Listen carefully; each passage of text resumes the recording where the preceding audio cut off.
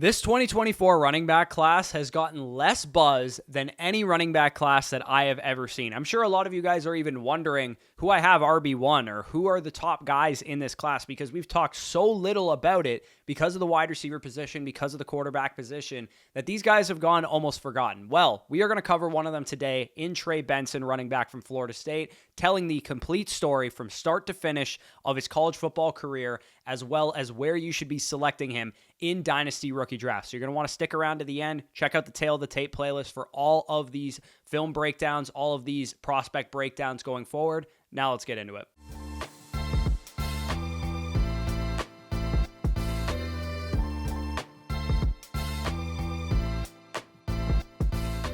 All right, running back of the Florida State Seminoles, Trey Benson. Running back, projected top 3 guy in the class consensus-wise. He's 6 foot, 216 pounds. He was born on July 23rd, 2002, making him just a shade under 22 years old on draft night. Will be 22, entering his first training camp in the NFL. He was a 4-star recruit in 2020 out of Greenville, Mississippi. He was the number 4 back in the 2020 class behind Jahmyr Gibbs, Zach Evans, and his teammate, or his future teammate at Oregon, Travis Dye. He heads to the University of Oregon in 2020. It was a COVID-shortened season. He redshirts that year, doesn't play a single snap, working behind Travis Dye, who was a higher recruit than him, and CJ Verdell, who was a veteran that had been there for a number of years. In 2021, he misses all but 2 games because against Colorado in week 2, he tears his ACL, a multi-ligament tear, his MCL, his meniscus, his LCL, a multi-ligament ACL tear, catastrophic injury similar to the likes of J.K. Dobbins and Javonte Williams that we've seen over the last few years. In 2022, he transfers away from the University of Oregon. He goes to Florida State, and 1 year removed from the ACL tear, has a sensational 2022 season in basically his first season playing college football, because he didn't play in 2020, played 2 games in 2021 with 7 career carries to this point in his career. He set a 91.4 PFF rushing grade 1 year removed from an ACL tear, which ranked 13th in the country. He set a PFF record 226.6 elusive rating, and forced a missed tackle on over 50% of his carries with 150 of them. So if you guys recall last June, I was all over Trey Benson. I put out a TikTok, I put out a YouTube short saying that he was my early RB1 heading into this class. Well, we're a week away from the draft, and he's still my RB1. Spoiler alert. People were talking about Braylon Allen. They were talking about Travion Henderson, Raheem Sanders, Blake Corum, all these guys last year. And in 2022, I was all over Trey Benson as one of the top backs in the class. In 2023, he started this year rocky. He got off to a slow start with Florida State, but for the undefeated Seminoles, punched in 14 touchdowns this year, 45 missed tackles on 156 carries, improving his receiving numbers as well from 15 targets in 2022 to 24 targets in 2023, going from 142 receiving yards to 227 receiving yards and a touchdown at 1.46 yards per route run. So again, in what was basically his second year playing college football, he goes out there and has a pretty solid year, 905 yards, 14 touchdowns on 156 carries with an 87.2 PFF rushing grade. When we stack up a prospect like Trey Benson, he's very difficult because he's a senior. We don't usually like that. But again, first 2 years, doesn't really play a whole lot. The injury derails his college career. If we stack up his rush yards over expectation per attempt against some of the second round backs that we've seen over the past couple years, Kenneth Walker, Breece Hall, Zach Charbonnet, you could see as a junior, he stacked up pretty favorably to a guy like Breece Hall. As a senior, of course, those other 2 guys only played 3 years, but him and Zach Charbonnet were pretty much in lockstep there. So I think a lot of people are overthinking Trey Benson, to be honest, and I'll get into more of that in a bit here. In terms of where he's going to go in the NFL draft, that is the big question with this running back class in general, is where do these guys actually get drafted? Do we talking about top 50 picks, top 75 picks, top 100 picks, or all these guys sliding to day 3? Trey Benson is projected as a 2-3 turn pick, give or take, at the 60th overall EDP according to NFL Mock Draft Database in the NFL draft right now. A lot of the times you see him get mocked late round 2 to the Dallas Cowboys or the Los Angeles Chargers, the Las Vegas Raiders. At worst, usually he comes off the board sometime in round 3, maybe to the Cardinals or to the Browns in a lot of mock drafts. With Trey Benson, you're looking at a guy, especially given how he tested at the combine, how he interviewed and all that kind of stuff. He played for a very big school. He played for an undefeated football team. I don't see a way that this guy gets out of the top 75 picks of the NFL draft, and I would put good money saying that he's probably the first running back selected given the injury to Jonathan Brooks of Texas, the ACL tear that he suffered. So when it comes to the 6 fundamental traits of the running back position, these guys definitely have differences than the wide receivers, right? They're asked to do a different thing. The fundamental traits of the running back position are be creative, elusiveness, contact balance, receiving ability to stay on the field on all 3 downs by being a good pass blocker, of course, athleticism is a very strong indicator of running back prospects. And we also want to see these guys have good profiles, right? We want to see them be workhorses in college. We want to see them project well to the NFL from a size perspective and a speed perspective and all that good stuff. And then, of course, there's things that people like to argue about, like vision and patience and instincts and stuff like that. And realistically, that stuff matters for the running back position a ton, but the beauty is in the eye of the beholder with those traits. So the ones that I focus on with the running back position are elusiveness, contact balance, receiving ability, pass blocking ability, athleticism, and their workhorse profile, because we can actually quantify those things. Otherwise, some people have said Benson has terrible vision. Some people have said he has great vision. It's all over the place when it comes to this. I don't know what plays are being called. I don't know what his keys are on those plays. So I try to evaluate those traits, but I take them with a grain of salt. Let's kick things off with his elusiveness. And creativity is the name of the game for Trey Benson. He, like I said, holds the PFF record for elusiveness rating coming off of an ACL tear. So that should speak to how strong he is in this particular trait. He beat out the likes of Bijan Robinson, Jonathan Taylor, Javonte Williams, Josh Jacobs, all of these great elusive running back prospects in the PFF college era since 2014. On 40% of this guy's carries over the course of his college career, he's forced a missed tackle. That is an absolutely ludicrous number. Like I said, 50% was his number in 2022. He had about a 31% missed tackles force rate in 2023. Combine them together and you're over 40% for your college career. He is shifty as hell. He has quick footwork. He can set up defenders. He can make you miss in a phone booth. He always has his legs churning and everything that you want to see from a running back. He knows how to get skinny. He knows how to avoid tackles that are, poor angles. Of course, we know he has the speed, as I'll get into with his athleticism, to break angles as well. He is a extremely, extremely creative running back, and that is a big, big time green check mark in the category for Trey Benson. Number 2, fundamental trait of the running back position is contact balance. How well do you handle contact? He can go through you as well as he can go around you and run past you. He can churn out those tough yards, tremendous, tremendous leg drive inside the muddy rushing lanes, and he has bulldozer balance. And me and Danny broke this down in Trey Benson's film breakdown, which of course you can access on Flock Fantasy. That'll be linked down below in the description. He finishes his runs. I saw a number of times he knocked defensive backs' helmets off and knocked them onto the ground when he was truck sticking them. This guy is powerful. In 2022, he led this class with a 4.53 yards after contact per attempt. And you're like, maybe this doesn't seem like an impressive number because the class isn't very good. Well, that would have led last year's class also, including Bijan and Gibbs and all these great prospects. So we're talking about a guy, yards after contact per attempt, that was basically 5th in the entire NCAA in 2022. He's also one of 3 running backs in this year's class to break a tackle on over 15% of his carries in back-to-back seasons. So in 2022 and in 2023, he was a tackle-breaking machine, peaking at 19% in 2022, which was 7th in the entire country. All of the best backs in the NFL, Jonathan Taylor, Saquon Barkley, Christian McCaffrey, they can do all 3. They can run past you with speed, go through you with power, and make you miss with elusiveness. And I think this is the source of why I think Trey Benson has one of the highest ceilings of any running back in this class, honestly, of a lot of the prospects in this class in general, because he has the speed to go around you, the elusiveness to break your ankles, and also the power to make you feel it the next morning when you are tackling him. So number 3 fundamental trait on this list is receiving ability. And he does lose some points here because his receiving promise is more of a projection. It's not something that we saw in large samples of him at Florida State. He's a promising receiver. It really sucks that he doesn't perform a little bit better in receiving metrics because he just had a 59.1 PFF receiving grade and 59.2 PFF receiving grade the last 2 seasons. But he did average 12.3 yards after catch per reception because of the screen passes and the swing passes that he made big plays on. He had a 24 target season this year, 6% target share. All of that stuff is promising.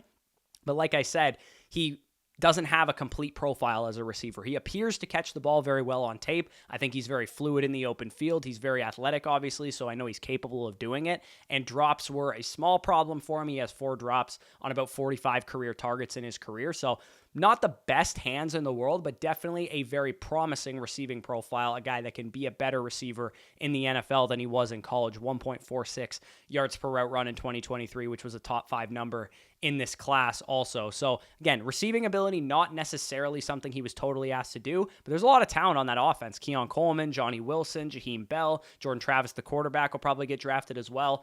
Pass blocking wise, when you talk about his entire 3-down repertoire, one thing that you love to see for young running backs, and one thing that I think is a major, major green flag for young running backs, is improvement year to year in college as a pass blocker.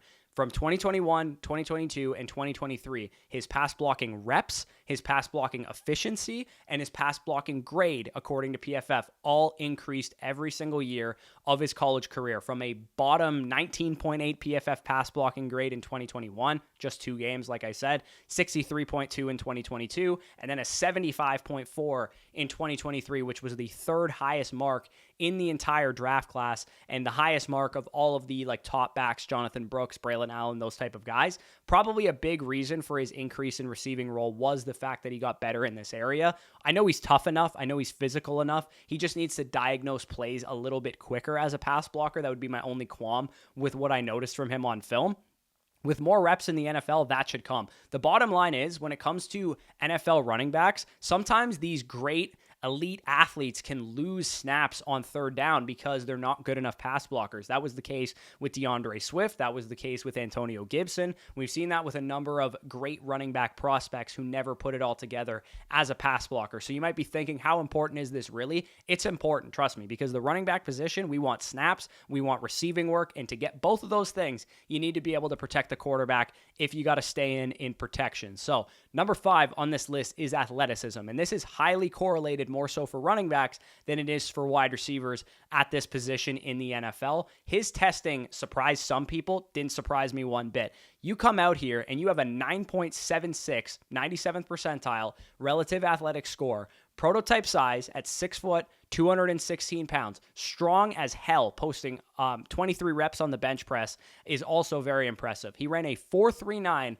40-yard dash with a 1.55 10-yard split at 216 pounds. That is a 98th percentile weight-adjusted speed score of 116.3. To give you guys an idea, that's Jonathan Taylor territory. That's Saquon Barkley, Breece Hall territory. So great athlete. Good jumps as well to show you that explosiveness of his cuts. He checks this box in spades. Now, if Trey Benson sounds like a great prospect to you, I will say number 6 fundamental trait, his workhorse profile is where he loses the most points because Benson's career trajectory was a little wonky. I've documented it already. He never handled more than 44% of Florida State's running back production. He was a transfer in 2022, coming off of a multi-ligament ACL tear. He maxed out at 166 touches in 2022. In 2023, he has 180 touches, but he's playing for an undefeated football team, like I said, with a lot of talented prospects, Keon Coleman, Johnny Wilson, Jaheim Bell, the quarterback who's probably going to hear his name called. He does lose some points from his profile standpoint, but again, he has some positives in this area as well. He was never a workhorse, so he's going to have fresh legs at the NFL level. He also doesn't have any injury concerns anymore because he's already 2 years removed from that ACL tear. And most importantly, if we get 2nd or 3rd round draft capital for this guy, he's 6 foot, 216 pounds, and runs in the 4.3s. You're telling me that he can't be a workhorse in the NFL and touch the ball more than 200 times like he never did in his college career, 225 carries plus 50 targets? That's in the range of outcomes. To give you guys an idea, Breece Hall, coming out of school, who was a junior, a true junior, 20-year-old, a year younger than Trey Benson, had over 800 touches under his belt, and Trey Benson has 350. So even though Benson is older than what Breece Hall was coming out of school, Trey Benson has a lot less experience running the football and being the lead back for an offense. So there's so much more left for him to learn. Even though he was a senior, he only played about 2 years in the college football ranks, one of them coming off of a major injury at a new school. So a lot left on the bone for Trey Benson, in my opinion. Obviously, he shows the work ethic to come back from that injury and play that well. He's tough as nails. You see it when he plays. He runs so hard. He runs so physical. It shows up after the catch as a receiver. It shows up in pass protection when he's protecting the quarterback. I listened to his combine interviews as well, and I was really impressed with what he had to say. I thought he was very well spoken, a very intelligent dude, and I really like that because he probably he interviewed well for a lot of NFL teams. And of course, I want this guy to go in the second round of the NFL draft. I want him to go high in the NFL draft. And if he interviewed well, there's a good chance that given his testing, given the school he played for, his production, 14 touchdowns this year, it's a good chance that he's going to go high in the NFL draft. So if you're wondering, my final grade on Trey Benson was 83.5. He is currently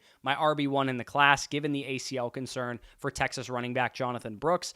Also worth noting that 83.5 grade would make him my wide receiver 6 if he played wide receiver. So other than Brian Thomas, Xavier Worthy, Rome Odunze, Malik Neighbors, and Marvin Harrison, on a pure grade standpoint, I actually would take and venture away from wide receivers in a rookie draft, away from a Ladd McConkey or an Adonai Mitchell or some of these more risky assets at wide receiver.